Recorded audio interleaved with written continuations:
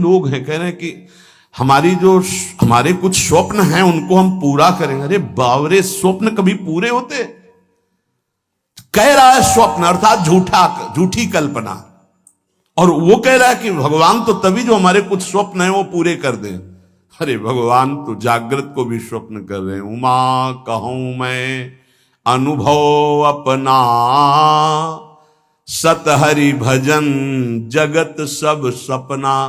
कैसे समझ में आवे सोते हुए स्वप्न देखने वालों को?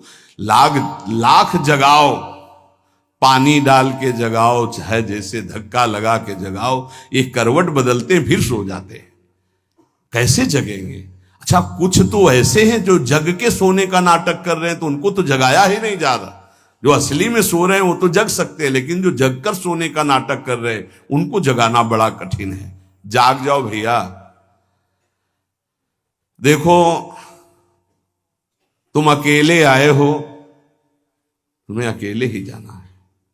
जाग जाओ, कमाई करने आए हो, ये परदेश है तुम्हारा, ये घर नहीं है। घर तुम्हारा वृंदावन धाम है, घर वाले प्रिया प्रीतम और सहचरियां हैं। तुम भूल गए हो, यहां तुम आए हो तो अब अपनी भूल मिटा दो।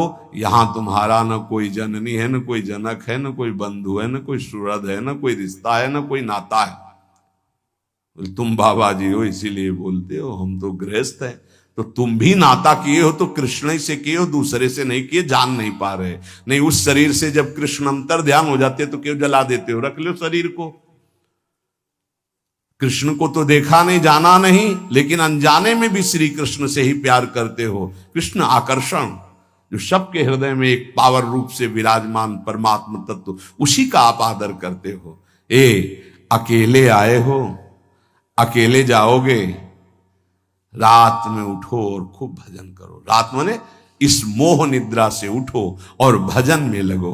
भजन करके ही आप इस माया का जो अंधकार है ये विध्वंस कर सकते हो, अन्यथा कुछ का कुछ आपको दिखाई देगा। ठूठ का भूत नजर आएगा, रस्सी में सांप नजर आएगा।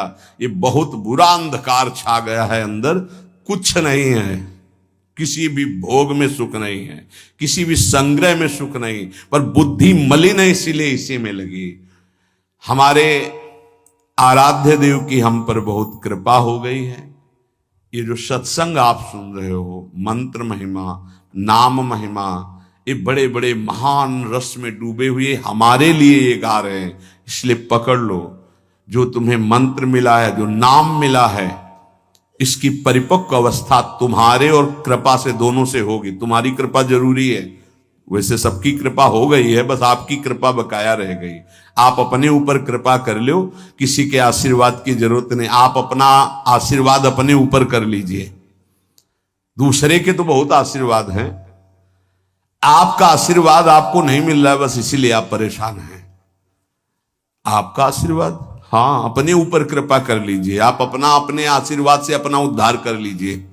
तो इसको तो तुम वही कर्म करवा रहे हो जिससे नरक प्राप्त हो, औरों के आशीर्वादों की आकांक्षा करते हो, तो नहीं हो पाएगा भाई, नहीं हो पाएगा। देखो, आज कुछ ऐसी हवाएं चल पड़ी हैं, परमार्थ को जानना मुश्किल है। कैसे कैसे कैसे नौटंकी नाटक, मतलब आश्चर्य होता है कि तुम उपदेशक के मंच पर बैठकर ऐसे कैसे बोल सकते हो। अगर बोलने को तुम्हें सौभाग्य मिला है तो जो सुखदेव जी ने बोला है, व्यास भगवान ने बोला है, श्री कृष्णचंद्र जो बोले वो बात बोलो, जिससे वो कान में जाए, समझे ना समझे मंगल होगा। ऐसी वार्ता तो ना बोलो जिससे सत्य मार्ग का अस्तित्व ही लुप्त हो जाए सुनने वाले के हृदय से। आज बहुत संकट में धीरे धीरे हमारे धर्म ग्रंथों का रहस्य पड़ता चला जा रहा है, क्योंकि इनके लिए जो हम मंत्र जाप करके बुद्धि पवित्र होती, सो अर्थ बता सके। नहीं तो केवल मनोरंजन रह गया कि सामने वाला केवल प्रसन्न हो जाए, इसके लिए शास्त्र रचे गए। हमारे सामने तो हमारा काम बन जाए, ये शास्त्र है। शास्त्र का ये स्वरूप नहीं है तुम्हारी जेब भर जाए जो जन्म जन्म से खाली रही, किससे? नाम से भर जाए। तुम्हारी नाम में रति हो, भगवान में रति हो, तुम्हारा ये जीवन मंगल में सुख में जाए, अगर कहीं अगला जन्म हो तो तुम महाभागवतों के रूप में जन्मो, तुम्हें माया फंसाकर रोन न सके, इसलिए ये सत्संग है, इसलिए धर्म शास्त्रों की रचना। भगवान को कुछ बोलने की जरूरत थी क्या? जिन्होंने इस माया प्रपंच को रचा, उन्होंने माया मुक्त करने के लिए सूत्र रच दिए। ऐसे चलो तो फंसोगे नहीं, ऐसे चलो, गेम है गेम। ये भगवान ने अपने आप से अपने आप में खेल रचा है। तुम भी उसी अपने आप में अपने आप को देखो, मुक्त हो जाओगे। अब यहां केवल सामने वस्तुएं रखी हैं, केवल भोग सामग्री, केवल पद प्रतिष्ठा, केवल संसार का अस्तित्व, और ये संसार का अस्तित्व इन सबको मिटाने वाला है, और हम सजाने वाली बात करते हैं। बहुत बहुत अपने कानों को प्रायः बचा करके रखो। जहां सत्य मार्ग की चर्चा मिले तो सुनो, नहीं तो नाम जप करो, एकांत सेवन करो। ऐसी कोई बात मत सुनो जो नाम रूप लीला धाम से आपको बिलक कर दे, नहीं तो जीवन की बड़ी भारी हानि हो जाएगी। और उपासक अपने आराध्य देव को सबके दर्शन से बचावे, ये बड़ी गूढ़ बात हम आपको कह रहे हैं। अब जब खुल करके जैसे यहां सेवा हो रही हो बात अलग है, जब उनका आदेश हो जाए, नहीं तो अपने आराध्य देव के दर्शन से, जैसे कहते हैं ना सबकी श्री जी, सबकी श्री जी नहीं है तो हमारी श्री जी है। हम चाहेंगे तो आपको दर्शन करने देंगे, अन्यथा नहीं करने देंगे, इस पे तुम्हारा अधिकार नहीं है। अपनी जो श्री जी हैं इस पे केवल अपना अधिकार है। पूज्यपाद शिवड़िया बाबा जी महाराज, परमात्मा सर्वव्यापी सबकी वस्तु है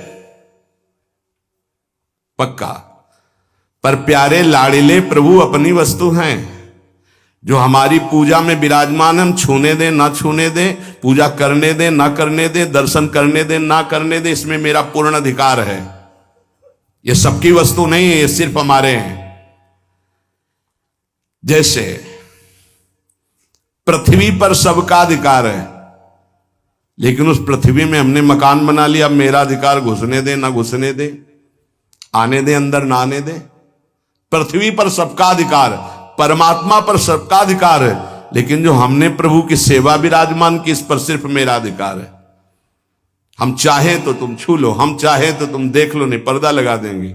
ये तुम नहीं कह सकते कि खोलो श्री जी सबकी है, नहीं, सबकी श्री जी ढूंढो जाके, ये हमारी पर्सनल श्री जी है, ये हमारे पर्सनल ठाकुर है।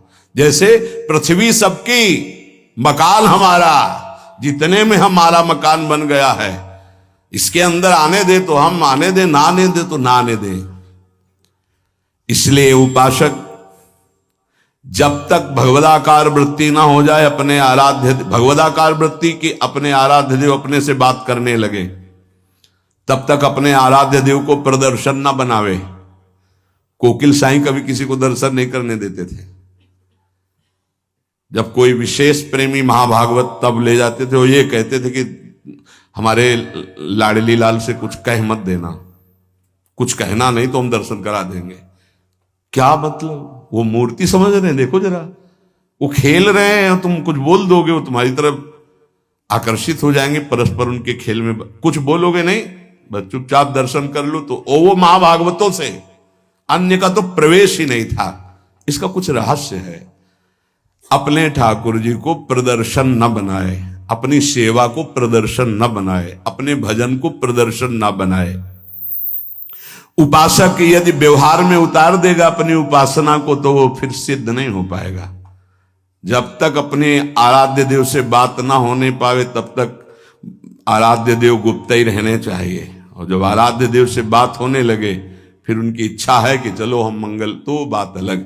ये गुरुदेव भगवान को भी देखा, आप वो दर्शन।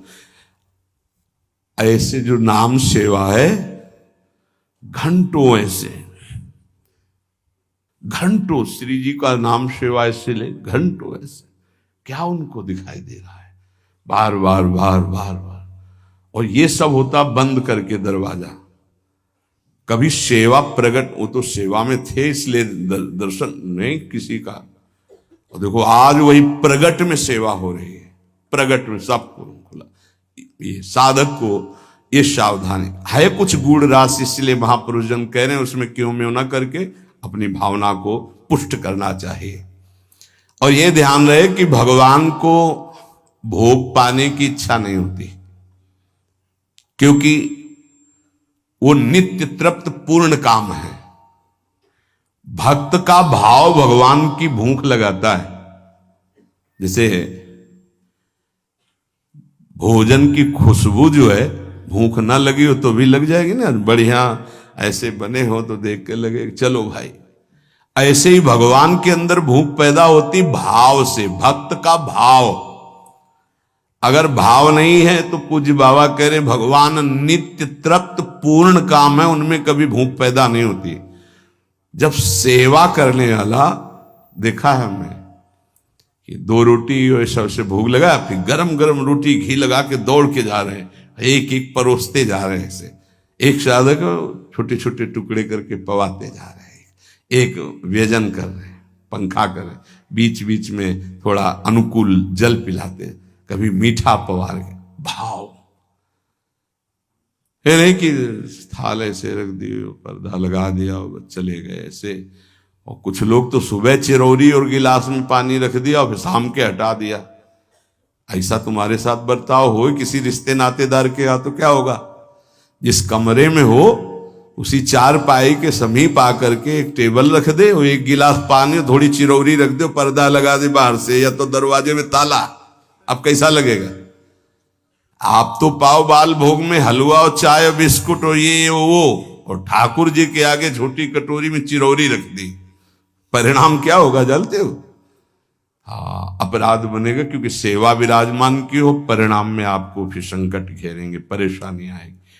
अगर ठाकुर जी घर में विराजमान की हो तो अपने पर्सनल ठाकुर जी हैं तो वो वैसे हैं जैसे लाडला पुत्र अपना पुत्र। कैसे?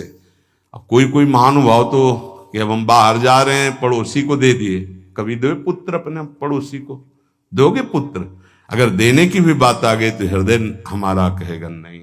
वो कैसे प्यार करेगा जैसे हम प्यार करते हैं। हमारे साथ ठाकुर जी जाएंगे या ठाकुर जी की व्यवस्था होके घर में ही कोई एक रहेगा? अब हम कहते हैं साथ रखो, पर ठीक है, फिर उनका सम्मान भी रखो, उनको ऐसे सम्मान से रखो ठाकुर जी को साथ ले जाते हुए जैसे ठाकुर जी को रखा जाता है। सेवा का मतलब है स्वामी अधीन हो जाते हैं, बहुत बड़ी बात है जो सेवा विराजमान करना है। देखा जाता है ठाकुर जी बहुत ऐसे हो गए, ऐसे तो सेवा बताती है कि तुम ठाकुर जी को प्यार नहीं करते, तुम तो ऊपर से बहुत चिकने सब लगाए, ठाकुर जी कैसे, उनका कैसा चेहरा होगा? इसका मतलब सेवा बताती है कि तुम कैसी सेवा कर। इसी सेवा से प्रभु की प्राप्ति हो जाएगी। भावपूर्वक भोग लगाओ तो उनको भूख लग जाएगी, भावपूर्वक आभूषण पहराओ तो तुमसे कहने लगेंगे। कितने भक्तों से ठाकुर जी बात करने लगते हैं जो तन्मय हुए, हमको आज ये इस रंग की पोशाक से, आज हमको ऐसा भोग चाहिए, आज हमको ये पदार्थ चाहिए। पे अगर भूल गए शयन में जल रखना तो स्वप्न में आके बोले देखो आज तुमने शयन में जल नहीं रखा, आज तुमने रजाई, तो वहां जाके देखा तो वो नहीं। ठाकुर जी बात करने लगते हैं। अपने इष्ट के सिवा अन्य किसी इष्ट विग्रह का अपमान न करे उपासक। यही विचार करे कि हमारे इष्टहीन विभूतियों के रूप में विराजमान है। जैसे हम रसिक अनन्य उपासना में हैं, अब हम जा रहे हैं, परिक्रमा लगा रहे, तो केशी घाट में हनुमान जी का अर्चा विग्रह विराजमान, अब आरती हो रही, तो अब ये नहीं है कि हम नहीं, खड़े हो गए, हाथ जोड़े, 2-4 आरती, राधा वल्लभ लाल की जय हो मेरे प्रभु, और चल पड़े। कभी किसी श्री विग्रह का अपमान ना करे।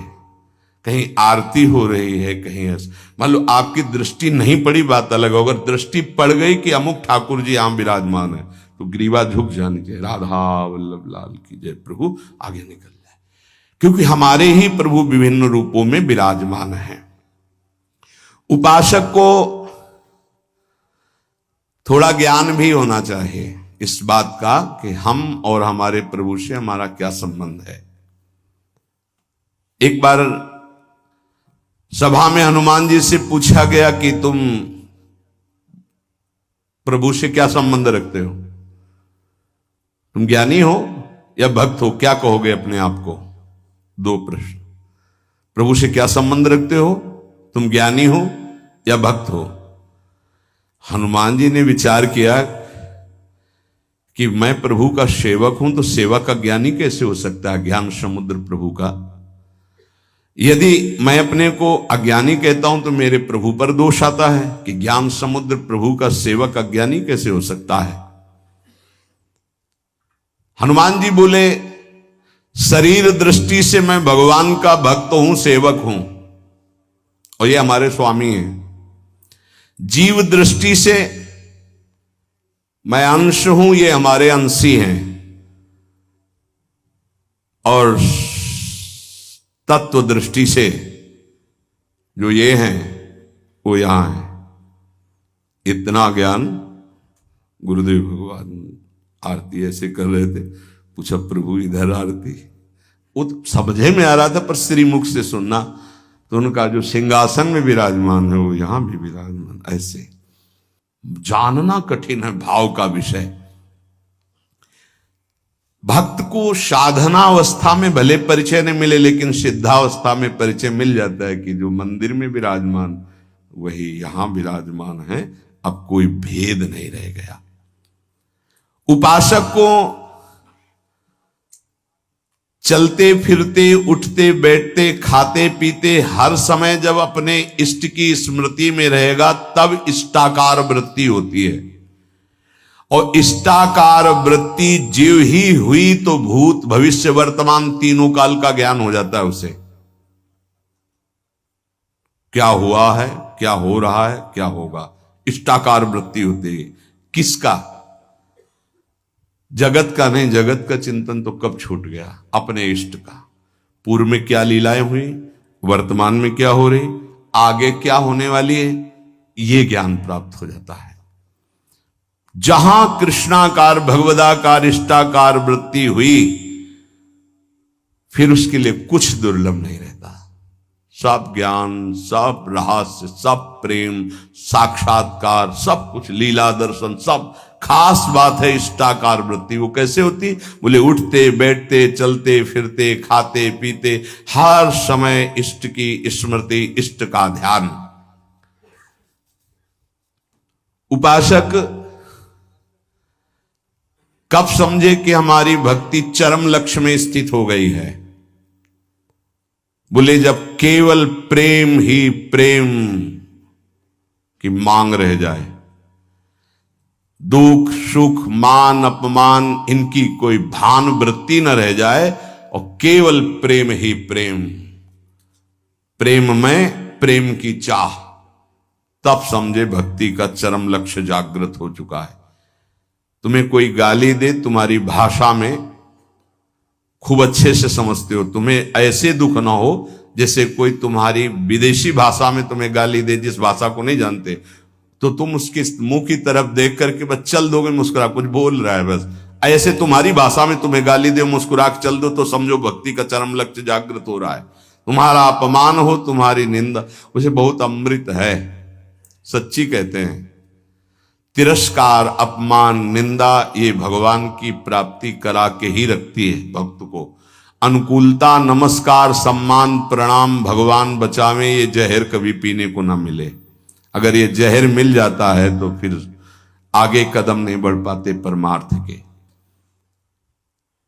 ये देह बुद्धि कब नष्ट होती भक्त की, कि मैं स्त्री हूं, मैं पुरुष हूं? बोले, जब भगवत बुद्धि जागृत हो जाती है, सबसे पहली प्यारी चीज है भगवत स्मृति। इतनी याद में खो गया कि देह की स्मृति नहीं रहे, और पूर्ण रूप से देह भाव का त्याग होता है भगवत साक्षात्कार के बाद। महाराज जी, भगवान में प्रेम होना तो बड़ा कठिन है। वो दिखाई तो देते नहीं, मतलब दिखाई दे तो ज्यादा जल्दी प्रेम हो जाए। अब देखा तो है नहीं, तो कैसे प्रेम करें उनके नाम से? उनके नाम में बहुत सामर्थ्य है। उस नाम का निरंतर चिंतन यदि करोगे तो तुम्हारे चित्त के सारे विक्षेप नष्ट हो जाएंगे। श्री कृष्ण को कहा गया है आकर्षणकारी, लेकिन नाम में इतनी सामर्थ्य है कि श्री कृष्ण का आकर्षण कर ले। ये बात अनुभवी महापुरुष ही बोल सकते हैं। श्री कृष्ण का आकर्षण त्रिभुवन को आकर्षित किए और नाम श्री कृष्ण का आकर्षण कर लेता है। इसलिए बिना देखे भी परम सिद्धि को वो प्राप्त होते हैं जो निरंतर नाम जप करते हैं। महाराज कहते हैं कि कृपावान ही भजन करता है। कृपा तो सब पे है, फिर सब भजन क्यों नहीं करते हैं? सब पर मोरी बराबर दया। महात्मा और भगवान की कृपा सबके ऊपर समान होती है। उत्तर पर जो भगवान या महात्मा की आज्ञा का पालन करता है वही उस कृपा का पात्र बनकर कृपा को रोक पाता है, अन्यथा प्रवाह है, निकल गया। जो महात्मा या भगवान की आज्ञा में स्थित रहकर परिस्थिति के अनुसार ना चलकर उसमें अंतर ना आने दे, परिस्थिति के अनुसार, बोले दुखद परिस्थिति आई, भजन छूट गया, आज्ञा का पालन नहीं हो पा रहा, ऐसा नहीं। सुखद परिस्थिति आई, फूल गए, प्रभु को भूल गए उनकी आज्ञा, ऐसा परिस्थिति के अनुसार नहीं। वो भगवत प्रसाद, वो महापुरुषों का प्रसाद प्राप्त करता है जो उनकी आज्ञा में पूर्णतया स्थित रहता है। ये महात्माओं की निंदा क्यों होती है? बड़े बड़े महात्माओं की ये निंदा क्यों होती है? जब इस कोटि के महापुरुष होते तो उनकी निंदा संसार में के लोग क्यों करते हैं? दो स्वरूप हैं, एक है भक्ति, दूसरी है माया। जब वो भक्ति या ज्ञान के द्वारा सिद्ध होते हैं तो जो माया के सिद्ध होते हैं उनके हृदय में अपने आप द्वेष हो जाता है। माया सिद्ध कामी, क्रोधी, लोभी, मोही, ये देखते हैं जब संतों को तो अपने आप इनके आग पैदा हो जाती है। ये कुछ है ऐसा कि ये माया के पार्षद जो है ये आए देखने के लिए, थर्मामीटर डालने के लिए, पर वो थर्मामीटर भक्तों में होता, मायावियों में तो होता नहीं। भक्ति से जान सकते हो, माया के द्वारा नहीं। तो महापुरुषों की जब प्रभाव और यश का विस्तार होता है तो जो मायावी जन होते हैं, माया के दास होते हैं, उनके हृदय में भयंकर द्रोह पैदा हो जाता है, द्वेष पैदा हो जाता है। इतनी जलन उनको होती है कि वो किसी भी तरह मिटा पाए, बस ये बात होती है, किसी भी तरह मिटा पावे। पर सीम की चाप सके को उतासु बड़ रखवार, रमापति जासु जिनके भगवान रक्षक हैं उनको कौन नष्ट कर सकता है। तो इसलिए उपासक को यह भी तैयारी रखनी है कि अपमान, निंदा, तिरस्कार ये हमारे इस मार्ग के पुरस्कार हैं। मिलेगा, मिलता रहा है, मिला है, मिलेगा पक्का। जैसे अपने लोग हैं ना तो बहुत अच्छे से मिलते रहे पूरे जीवन, पूरा अभ्यास रहा है इनका, उनकी कृपा रही है प्रभु की कि ऐसे ऐसे महीना 2 महीना में 1-2 टेबलेट मिलते रहे हैं कि आपका मान, सम्मान, यश, कीर्ति से जो जहर बढ़ा है वो एक टेबलेट में नीचे उतर जाए। उतारते रहते हैं किसी न किसी महापुरुष को भेज करके, माया के महापुरुष, और वो ऐसा बर्ताव कराते हैं। फिर पूछते हैं अब क्या? तो होता है आपकी बड़ी कृपा, तो आगे निकल गए। हम ही थे और कोई नहीं था, हम ही थे और कोई नहीं था। ये तो हम आपसे प्रश्न कर रहे थे। साधक इस बात पे सावधान रहे कि जब उसकी निंदा हो, अपमान हो, तो समझे कि मेरे प्रभु मेरे सामने पढ़ा करके जगत गुरु अब वो प्रश्न कर रहे हैं, मुझे सहन करके आगे निकलना है। आज के सत्संग का सार, कुछ समझ में आवे चाहे ना आवे, जो मंत्र मिला है, नाम मिला है, हर समय जपो, ये सब कुछ प्रकाशित कर देगा। और खास बात, हम कैसे हैं हमें ये भूलना होगा। हमारी प्रियाजू कैसी, हमें ये याद रखना होगा। अगर हम अपनी याद रखें तो बर्बाद हो जाएगी, पक्की बात है। आज तक की तुम्हें बात बता रहे भाई, अपने घर में जैसे बात की जाती है।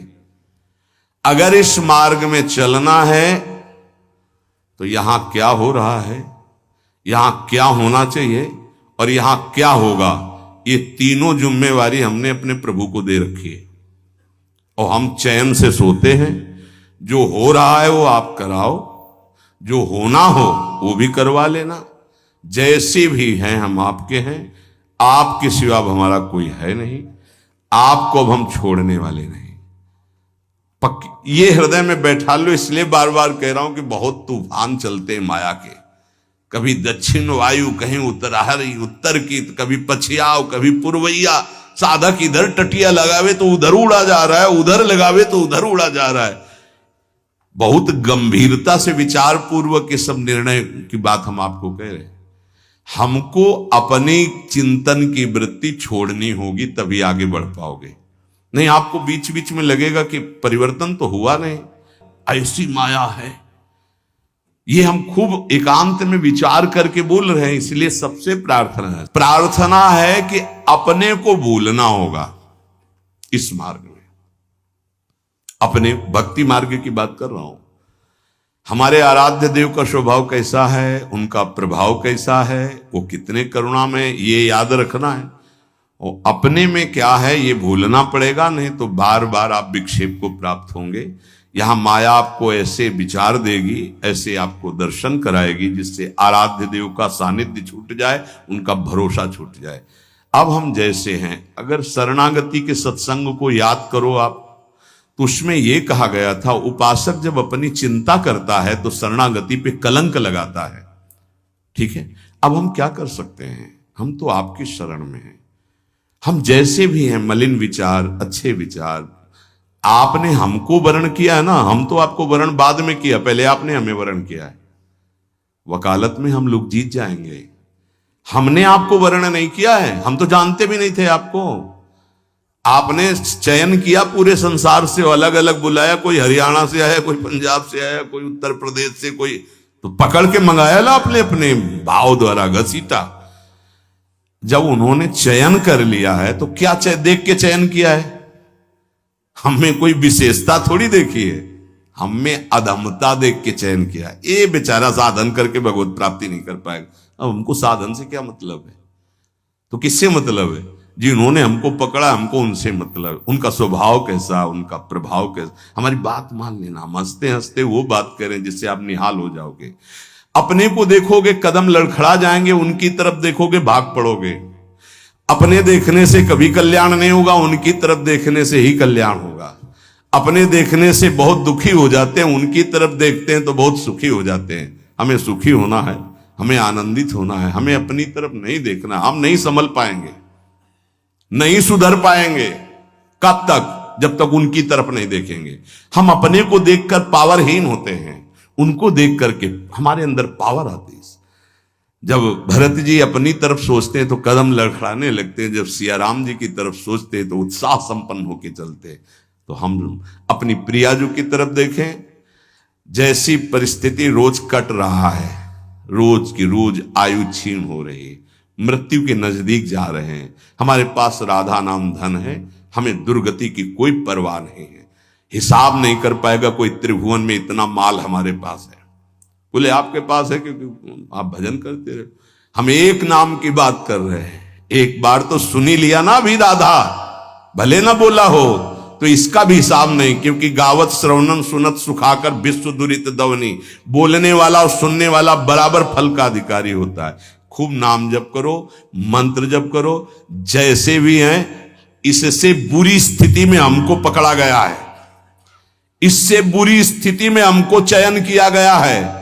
आज तो हम घेरे के अंदर नहाए धोए बैठे हैं, कल तो कीचड़ में खेल रहे थे तब हाथ मिलाया। जब हम कीचड़ में खेल रहे थे तब हाथ मिलाया, अब तो नवा धोवा के बैठाल दिया, तो अब क्यों छोड़ देंगे? और छोड़ दें ऐसी उनमें ताकत नहीं।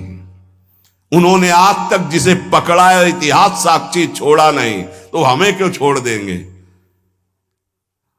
आप समर्थ हो, हम आपको छोड़ सकते हैं, लेकिन आप हमें नहीं छोड़। ये विश्वास है। तोय मोय परी होड़, मोह सोना बिगाड़न को तो सोना। ए भाई, हम ये इसलिए बहुत दैन्य होके बोल रहे कि माया हाथ छुड़वा के तुम्हें अपनी तरफ अपने पाले में न घसीट पावे। देखो तुम बुरे हो, तुम जैसे हो, हमारी श्री जी की हो, पक्का श्री जी मिलेंगी। हम सब उसी पंक्ति में खड़े हैं, सही कह रहे हैं। वो पकड़े हैं इसलिए हम खड़े हैं, नहीं ऐसी हवा चल रही कि ना खड़े रहे, आपकी दृष्टि में भी नहीं आएंगे, ऐसे पड़े हो जाएंगे, ऐसे गिर जाएंगे। वो पकड़े हैं, गुरुदेव पकड़े हैं, श्री जी पकड़े हैं। ये जब हमको पकड़े तो आपको भी पकड़े। आपको नहीं लग रहा कि वो पकड़े, तो इतना मान लो हम आपको पकड़े। ऐसे ऐसे नहीं, बहुत जोर की पकड़ है, वो हमको पकड़े और ऐसे पकड़े तो पूरी लाइन बच जाएगी, माया उड़ा नहीं पाएगी। अकेले पड़ जाओगे तो उड़ा ले जाएगी। एक दूसरे को पकड़े हुए हम सब श्री जी के पास चलते। अब देखो इस जन्म में सौदा बीच में मत करो यार, श्री जी चाहिए, इस जन्म में प्रभु चाहिए, इस जन्म में हमें अब माया से मुक्त होना है। थोड़ा तो उत्साह बनाओ, शरीर तो छूटना ही है, ये छोड़ के जाना ही है। उत्साह बना लोगे तो धनी होके चलोगे धनी के पास, नहीं फिर आएंगे यमराज के दूत तो मार डंडो ले जाएंगे बेमतलब गलत दिशा में। इसलिए हमारा कोई अन्य योनि न मिले, अगर हमें जन्म मिले तो मनुष्य जन्म मिले और भगवान की आराधना करूं, आराधना करके पुनः उनको प्राप्त करूं। वैसे तो इसी जन्म में मिल जाए बहुत अच्छा है, इसलिए नाम न छूटने